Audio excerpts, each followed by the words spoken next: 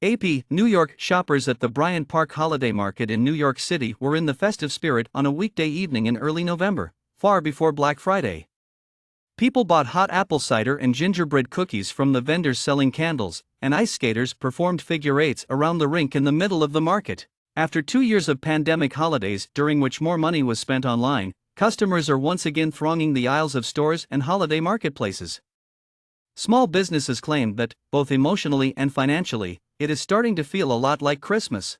People are walking around and taking advantage of being a part of society again. Christkindlmarkets, as they are known in Austria and Germany, as well as other regions of Europe, have long been favored locations for Christmas markets. Over the past few decades, they have gained popularity in the United States and have sprung up in numerous locations, including Chicago, Atlanta, San Francisco, and others. Both the Union Square and Grand Central holiday markets in New York City debuted in 1993. Evan Shelton, director of pop-up markets at Urban Space, said, "We've received more applications than ever before, which tells us vendors are happy to be back in the pop-up game. I have a lot of hope."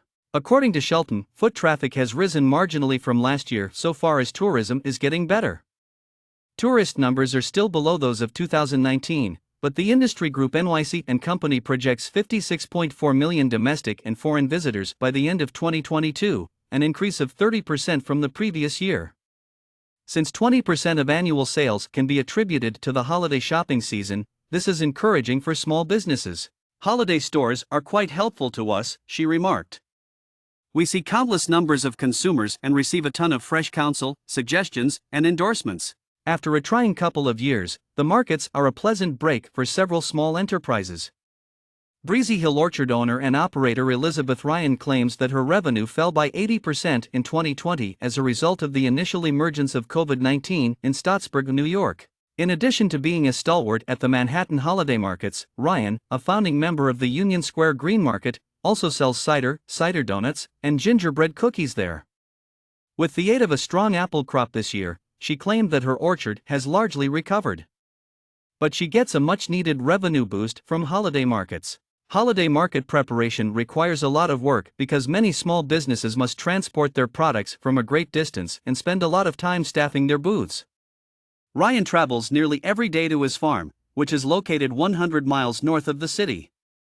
The inconvenience is worthwhile, though, to see New York City rebound from the pandemic while you're in the market. Last year, the reopening of the stores and the return of Christmas were both extremely jubilant and exuberant. "I'm hoping the same for this year," she said. Her Roland Pine line of products, which includes candles and diffusers and has a piney aroma that wafts out of her booth, draws customers back year after year. The fragrance is dubbed the star of our company by Devo.